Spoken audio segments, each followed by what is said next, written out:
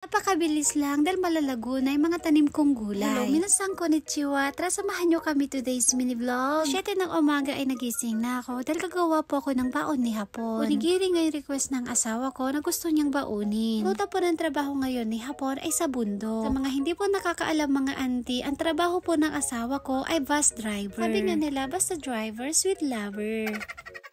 Ang nilagay ko nga pala dito sa onigiri ay salmon. Tapos, 2 onigiri nga lang din itong ginawa ko. Pagkatapos kong gumawa ng onigiri, ay binalatan ko na rin tong itlog na nilaga ko. 2 itlog nga tong nilaga ko, isasama natin sa baon ni hapon. Nilagyan ko nga pala to ng konting tubig at saka konting asin para magkaroon ng lasa. Ito na nga po yung baon ni uncle nyo, 2 itlog, 2 onigiri at saka 1 inumin. Pagkatapos ko naman gumawa ng onigiri, sakto naman, tapos na rin pong magbihis si hapon. Sa mga oras naman na to, si Kenshi naman ay tulog pa. Tapos lang po ng ilang minuto ay alis na rin po si uncle nyo papunta sa trabaho. Ulan nga po yung panahon ngayon, kaya sabi ko kay uncle nyo ay mag-iingat siya sa pagdadrive. Sa bundok yung ruta ng trabaho niya ngayon, kaya medyo delikado dahil umuulan. Pagkagising naman ni Kenshin ay binigyan ko na rin siya kagad ng almusal niya. Itlog at saka tinapay po yung almusal niya ngayon. Dahil gutom na rin ang nanay, kaya sinabayan ko na rin kumain si Kenshin ng tinapay. Fast forward naman po, pagsapit naman ng hapon ay mag-aayos na ako dito sa mga gulayan ko. Dahil ilang araw kami nawala dito sa bahay ay mga auntie na miss ko to mga gulay ko. Tignan nyo po, malalago na at saka mahaba na naman sila. Napakabilis gumapang ng mga tanim kong kalabasa kaya maglalagay na po ako ng pag-aakyatan nila. Ganitong maulan, napakabilis talaga humaba ng mga damo. Kakatuwa kasi itong mga tanim kong kalabasa, napakabilis nilang mamulaklak. Tapos sa pag-garden ko, ako lang po mismo yung gumagawa at nag-aasikaso. Si uncle nyo pong hapon ay hindi naman siya marunong sa mga ganito. Tapos napakabisi niya rin palagi sa trabaho. Dahil ako palagi nasa bahay, kaya ako yung nag-aasikaso at nag-aalaga ng mga tanim namin mga gulay. Alam niyo po dati, noong nasa Pilipinas po ako, ay nagtatanim naman ako kaso hindi po gulay kundi palay. Tigisa po kami noon, binabayaran po kami ng 300 pesos sa isang araw. Dati mas gustong gusto ko pa sa bukid kaysa mag-aral mga ante. Kasi kapag sa bukid po, ay nakakatulong po ako sa mga magulang ko. Binibigay ko po yung sahod ko, pambili po namin ng bigas. Sobrang saya magtanim ng palay dati kasi kasama ko yung mga pinsan ko at mga kapatid ko. Kapag tanghali, ay may merienda kaming binatog, tinapay o kaya naman juice. Ibig sabihin ko po dun sa kwento ko ay napakalaking tulong po ng experience ko dati sa buhay ko po ngayon. Kahit gaano man kahirap ang buhay, dapat hindi tayo sumusuko. Dati po nung bata ako, ang magaling na magtanim ng gulay dati ay yung tatay ko. Sobrang sipag po ng tatay ko pagdating po sa bukid. Siguro sa kanya ko naman na yung sipag sa pagtatanim. Sorry mga ante kung napakwento na ako sa inyo. Mahaba kasi yung kwento na yan, kaiksiyan ko lang po, baka kasi ma-MMK tayo, charot lang.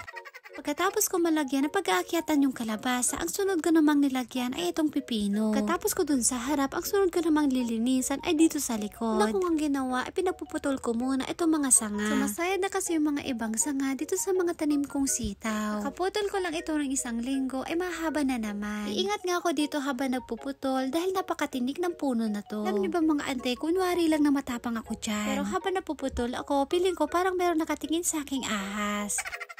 Dati nung merong nakitang ahas si hapon, parang ayoko nang pumunta sa mga gulayan ko. Kaya naisip ko, magtapang-tapangan na lang ako mga ante. Kawawa naman din kasi itong mga tanim kong gulay. Ure mabutungat kat anang arod maaramid ko ngay ante.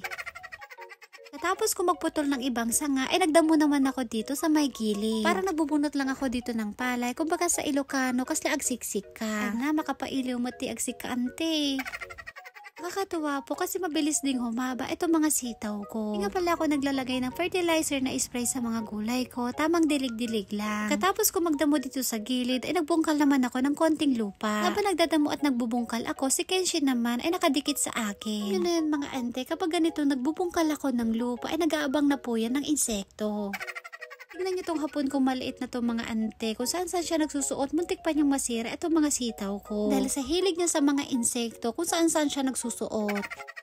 Aliw na aliw talaga ako dito sa anak ko kasi hindi po yan mapakali kapag wala siyang nakikitang insekto. Minsan, inuutosan pa nga niya ako na magbungkal na daw ako ng lupa.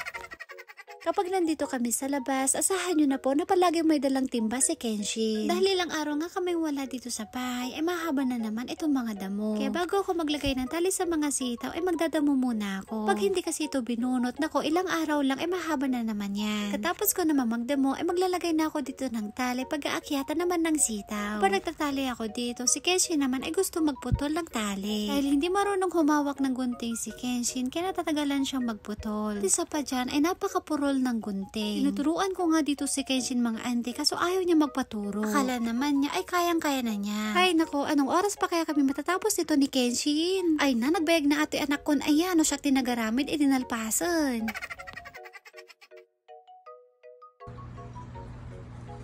Ay Yay! Very good!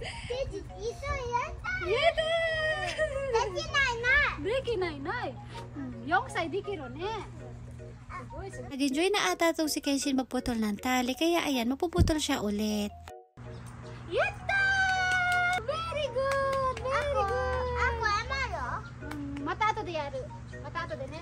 Yay! Kenshin! Higatta dyan! Nag-enjoy na nga magputol ng tali itong si Kenshin, kaya gusto niya nang putulin lahat. Katapos kong magdamo, heto na po, tapos na rin akong magtali. O diba, meron na pong pag-aakyatan itong mga sitaw ko. Sariling diskarte ko lang yan, at least meron. Excited na nga akong lumago itong mga sitaw. Tingnan mo nga na itong mga to, ay bumili po kayo sa akin. Charot lang! Ganito nga pala yung ginagawa ko sa talbos ng sitaw. Ginawa kong tali kanina ay pinapalupot ko lang parang ganito. Kapag ganito po yung ginawa nyo, ay dire-diretso na po yung talbos dito sa tali. Yan lang po at dito na po natatapos ang ating mini vlog. Maraming salamat po. Thank you for watching. Sayonara and... Cheers! Bye-bye! Mami? Chama? Pa! Urusai.